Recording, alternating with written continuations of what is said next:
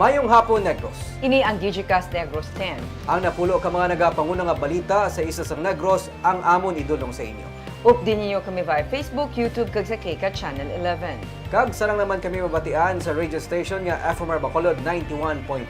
Kag yari na ang top 10 nga mga balita sa Negros subong adlaw. Nagapameke sang business permit arestado sa entrapment operation. Tanan nga PWD ID sa Bacolod ginpabawi kay ipang islan. Mrs. Patay, Mr. Perason matapos malapakan sang truck. Tanan nga mga reclamation project sa Bacolod ginpauntat ni Mayor Albi Benitez. Kag sa good vibes, gurayan niya isda nagdagsa sa baybayon sang Kawayan.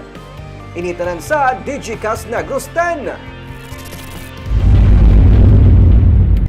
Sa number 10,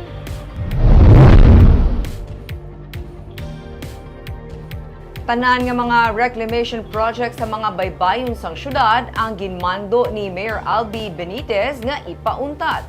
May report si Nico Delfin. Hindi madulang kabalaka sa negosyante nga si Mila Baleta nga sa masunod nga binulan mahimo mademolish ang porsyon sang iya kapihan sa kilid sang Pika-Pika sa Banago Port sa Bacolod. Malapit na lang matapos ang reclamation project sang Philippine Port Authority sa Banago Port kag halos malabot na ang iya kapihan sa ginatambak nga duta. Wala kami mahimo. Kaya ilan niya mo. Wala kami mahimo.